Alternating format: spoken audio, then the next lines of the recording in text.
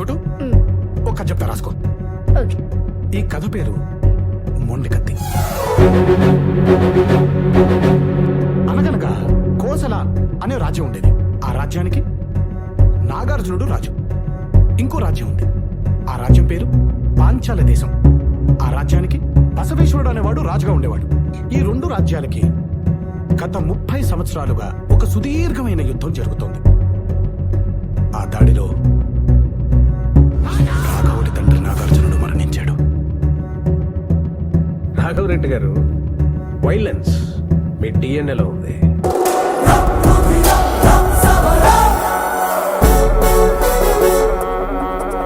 కానీ రాఘవుడు మొండి కత్తితో తపతీ నదిని దాటి ఈ క్షణం నుంచి మిమ్మల్ని భయపెట్టేది చావు. అక్కడే దగ్గరలో గట్టి పొదల్లో ఉన్న బసవేశ్వరుడి కంఠంలో ఈ మొండి కత్తిని దించాడు.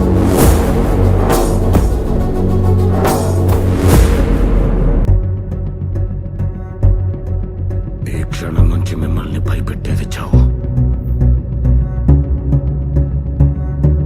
కంటపడ్డావా? కనికరిస్తానేమో. ఎంటపడ్డానా? నరికేస్తావు బా.